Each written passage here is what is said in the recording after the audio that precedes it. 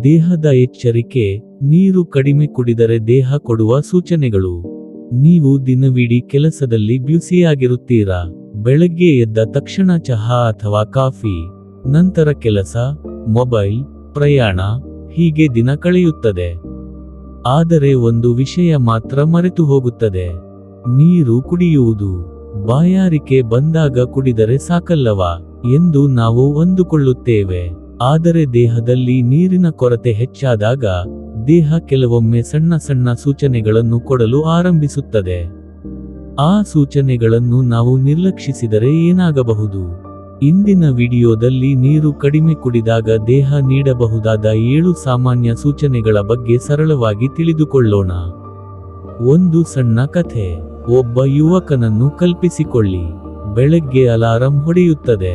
ಅವನು ಎದ್ದು, ಮುಖ ತೊಳೆದು, 1 ಕಪ್ ಚಹಾ ಕುಡಿದು ಕೆಲಸಕ್ಕೆ ಹೊರಡುತ್ತಾನೆ. ಬೆಳಗ್ಗೆ ಕೆಲಸದಲ್ಲಿ ಬ್ಯುಸಿ. ನೀರು ಕುಡಿಯಲು ಸಮಯವಿಲ್ಲ.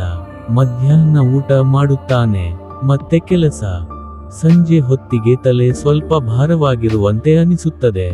ಇವತ್ತು ಕೆಲಸ ಜಾಸ್ತಿ ಆಯಿತು ಅನಿಸುತ್ತೆ ಎಂದುಕೊಂಡು ಅದನ್ನು ನಿರ್ಲಕ್ಷಿಸುತ್ತಾನೆ. ರಾತ್ರಿ ಮನೆಗೆ ಬಂದಾಗ ಬಾಯಿ ಒಣಗಿರುತ್ತದೆ. ನೀರು ಕುಡಿದು ಮಲಗುತ್ತಾನೆ. ಮರುದಿನವೂ ಇದೇ ರುಟೀನ್. ಕೆಲವು ದಿನಗಳ ನಂತರ ಅವನು ಯೋಚಿಸುತ್ತಾನೆ, ನನಗೆ ಯಾವಾಗಲೂ ಇಷ್ಟು ದಣಿವು ಯಾಕೆ? ಇಲ್ಲಿಂದಲೇ ನಮ್ಮ ದೇಹದ ಮಾತನ್ನು ಗಮನಿಸುವುದು ಮುಖ್ಯ. 1. ಬಾಯಿ ಮತ್ತು ತುಟಿಗಳು ಒಣಗುವುದು. ನೀರು ಕಡಿಮೆಯಾದಾಗ ಮೊದಲು ಗಮನಕ್ಕೆ ಬರುವ ಸೂಚನೆಗಳಲ್ಲಿ ಒಂದು ಬಾಯಿ ಒಣಗುವುದು. ತುಟಿಗಳು ಒಣಗಬಹುದು. ಬಾಯಿಯಲ್ಲಿ ಲಾಲಾರಸ ಕಡಿಮೆಯಾದಂತೆ ಅನಿಸಬಹುದು. ನನ್ನ ಬಾಯಿ ಯಾವಾಗಲೂ ಡ್ರೈ ಆಗಿದೆ ಎಂದು ನಿಮಗೆ ಅನಿಸಿದರೆ, ದಿನದಲ್ಲಿ ನೀವು ಎಷ್ಟು ದ್ರವ ಸೇವಿಸುತ್ತಿದ್ದೀರಿ ಎಂಬುದನ್ನು ಗಮನಿಸಿ. ಆದರೆ ಬಾಯಿ ಒಣಗಲು ಬೇರೆ ಕಾರಣಗಳು ಇರಬಹುದು. ಹಾಗಾಗಿ ಪ್ರತಿಯೊಂದು ಡ್ರೈ ಮೌತ್ ಸಮಸ್ಯೆಯನ್ನು ನೀರಿನ ಕೊರತೆ ಎಂದು ನಿರ್ಧರಿಸಬೇಡಿ. 2. ಮೂತ್ರದ ಬಣ್ಣ ಗಾಢವಾಗುವುದು. ಇದು ಗಮನಿಸಬಹುದಾದ ಮತ್ತೊಂದು ಸೂಚನೆ. ದೇಹದಲ್ಲಿ ನೀರಿನ ಪ್ರಮಾಣ ಕಡಿಮೆಯಾದಾಗ ಮೂತ್ರ ಸಾಮಾನ್ಯಕ್ಕಿಂತ ಗಾಢ ಹಳದಿ ಬಣ್ಣದಲ್ಲಿ ಕಾಣಿಸಬಹುದು. ಆದರೆ ಬೆಳಗಿನ ಮೊದಲ ಮೂತ್ರ ಸ್ವಲ್ಪ ಗಾಢವಾಗಿರುವುದು ಸಾಮಾನ್ಯವಾಗಿರಬಹುದು. ಆದ್ದರಿಂದ ಒಂದೇ ಬಾರಿ ನೋಡಿ ಆತಂಕಪಡುವ ಅಗತ್ಯವಿಲ್ಲ. ದಿನವಿಡೀ ನೀರು ಕಡಿಮೆಯಾಗುತ್ತಿದೆ ಮತ್ತು ಮೂತ್ರವು ನಿರಂತರವಾಗಿ ಗಾಢವಾಗುತ್ತಿದೆ ಎಂದರೆ ನಿಮ್ಮ ಹೈಡ್ರೇಷನ್ ಬಗ್ಗೆ ಗಮನ ಕೊಡುವುದು ಒಳ್ಳೆಯದು. 3. ತಲೆನೋವು ಅಥವಾ ತಲೆ ಭಾರವಾದ ಅನುಭವ. ಒಬ್ಬ ವ್ಯಕ್ತಿ ಬೆಳಗ್ಗೆ ಎದ್ದು ತಲೆಯನ್ನು ಹಿಡಿದುಕೊಂಡಿದ್ದಾನೆ. ಇವತ್ತು ತಲೆ ಯಾಕೆ ಹೀಗೆ ಭಾರವಾಗಿದೆ? ನೀರಿನ ಕೊರತೆ ಕೆಲವು ಜನರಲ್ಲಿ ತಲೆನೋವು ಅಥವಾ ತಲೆ ಭಾರವಾದ ಅನುಭವಕ್ಕೆ ಕಾರಣವಾಗಬಹುದು. ಆದರೆ ತಲೆನೋವಿಗೆ ನಿದ್ರೆಯ ಕೊರತೆ, ಒತ್ತಡ, ಆಹಾರ, ಕಣ್ಣಿನ ಸ್ಟ್ರೇನ್ ಸೇರಿದಂತೆ ಹಲವು ಕಾರಣಗಳಿವೆ.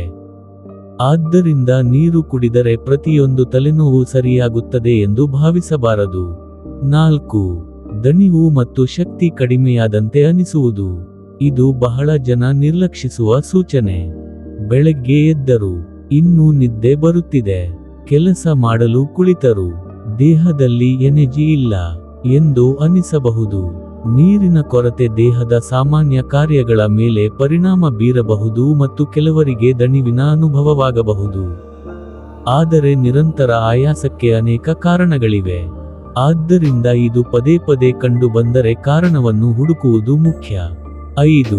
ತಲೆ ಸುತ್ತುವಂತೆ ಅಥವಾ ದುರ್ಬಲವಾಗಿ ಅನಿಸುವುದು.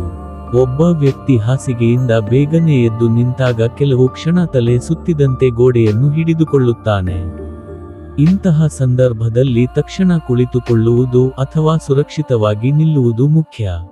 ದೇಹದಲ್ಲಿ ದ್ರವದ ಕೊರತೆ ಕೆಲವು ಸಂದರ್ಭಗಳಲ್ಲಿ ತಲೆ ಸುತ್ತುವಿಕೆ ಅಥವಾ ದುರ್ಬಲತೆಯೊಂದಿಗೆ ಸಂಬಂಧಿಸಿರಬಹುದು. ಆದರೆ ತಲೆ ಸುತ್ತುವುದು ಗಂಭೀರ ಕಾರಣಗಳಿಂದಲೂ ಉಂಟಾಗಬಹುದು. ಪದೇ ಪದೇ ಅಥವಾ ತೀವ್ರವಾಗಿ ತಲೆ ಸುತ್ತುತ್ತಿದ್ದರೆ ವೈದ್ಯರನ್ನು ಸಂಪರ್ಕಿಸುವುದು ಉತ್ತಮ. 6. ಹೆಚ್ಚು ಬಾಯಾರಿಕೆ. ದೇಹದ ಅತ್ಯಂತ ಸರಳವಾದ ವಾರ್ನಿಂಗ್ ಸಿಸ್ಟಮ್ ಯಾವುದು ಗೊತ್ತಾ? ಬಾಯಾರಿಕೆ. ನಮ್ಮ ದೇಹಕ್ಕೆ ನೀರು ಬೇಕಾದಾಗ ಬಾಯಾರಿಕೆಯ ಅನುಭವವಾಗುತ್ತದೆ. ಆದರೆ ಬಾಯಾರಿಕೆ ಬರುವವರೆಗೆ ನೀರು ಕುಡಿಯುವುದೇ ಬೇಡ ಎಂದುಕೊಳ್ಳುವುದು ಯಾವಾಗಲೂ ಉತ್ತಮ ಅಭ್ಯಾಸವಲ್ಲ.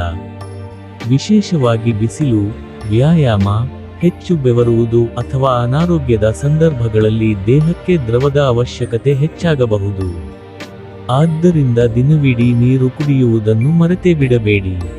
7. ಹೃದಯ ಬಡಿತ ವೇಗವಾಗಿರುವಂತೆ ಅನಿಸುವುದು ಗಮನಿಸಬೇಕಾದ ಸೂಚನೆ. ಇಲ್ಲಿ ಸ್ವಲ್ಪ ಹೆಚ್ಚು ಜಾಗರೂಕರಾಗಬೇಕು. ತೀವ್ರವಾದ ಡಿಹೈಡ್ರೇಷನ್ ಕೆಲವು ಸಂದರ್ಭಗಳಲ್ಲಿ ಹೃದಯ ಬಡಿತ ವೇಗವಾಗಿರುವಂತೆ ಅನಿಸಬಹುದು. ಆದರೆ ಹೃದಯ ಬಡಿತ ಹೆಚ್ಚಾಗುವುದು ಕೇವಲ ನೀರಿನ ಕೊರತೆಯಿಂದ ಮಾತ್ರ ಆಗುವುದಿಲ್ಲ. ಒಬ್ಬ ವ್ಯಕ್ತಿಗೆ ನಿರಂತರವಾಗಿ ಹೃದಯ ಬಡಿತ ವೇಗವಾಗುವುದು, ಎದೆ ನೋವು, ಉಸಿರಾಟದ ತೊಂದರೆ, ಮೂರ್ಛೆ ಅಥವಾ ತೀವ್ರ ದುರ್ಬಲತೆ ಇದ್ದರೆ ಅದನ್ನು ಕೇವಲ ನೀರು ಕಡಿಮೆ ಕುಡಿದಿದ್ದೇನೆ ಎಂದು ನಿರ್ಲಕ್ಷಿಸಬಾರದು.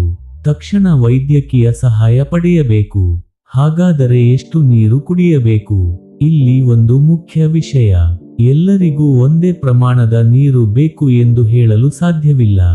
ವಯಸ್ಸು, ದೇಹದ ಗಾತ್ರ, ಹವಾಮಾನ, ದೈಹಿಕ ಚಟುವಟಿಕೆ, ಆಹಾರ ಮತ್ತು ಆರೋಗ್ಯದ ಪರಿಸ್ಥಿತಿಗಳ ಮೇಲೆ ದ್ರವದ ಅಗತ್ಯ ಬದಲಾಗುತ್ತದೆ. ಆದ್ದರಿಂದ ಎಲ್ಲರೂ ಪ್ರತಿದಿನ ಇಷ್ಟೇ ಲೀಟರ್ ಕುಡಿಯಲೇಬೇಕು ಎನ್ನುವ ಕಟ್ಟುನಿಟ್ಟಿನ ನಿಯಮವನ್ನು ಎಲ್ಲರಿಗೂ ಅನ್ವಯಿಸುವುದು ಸರಿಯಲ್ಲ. ಬದಲಿಗೆ ನೀರನ್ನು ದಿನವಿಡೀ ಹಂಚಿಕೊಂಡು ಕುಡಿಯುವ ಅಭ್ಯಾಸ ಬೆಳೆಸಿಕೊಳ್ಳಿ. ಬಾಟಲಿಯನ್ನು ನಿಮ್ಮ ಹತ್ತಿರ ಇಟ್ಟುಕೊಳ್ಳಿ. ಕೆಲಸದಲ್ಲಿ ಬ್ಯುಸಿಯಾಗಿದ್ದರೂ ನೀರು ಕುಡಿಯುವುದನ್ನು ನೆನಪಿಸಿಕೊಳ್ಳಿ. ಬಿಸಿಲಿನಲ್ಲಿ ಅಥವಾ ವ್ಯಾಯಾಮ ಮಾಡುವಾಗ ದ್ರವದ ಅಗತ್ಯ ಹೆಚ್ಚಾಗಬಹುದು. ಕೊನೆಯ ಕಥೆ, ದೇಹದ ಮಾತು ಕೇಳಿ. ಮತ್ತೆ ನಮ್ಮ ಆ ಯುವಕನ ಬಳಿಗೆ ಬರೋಣ.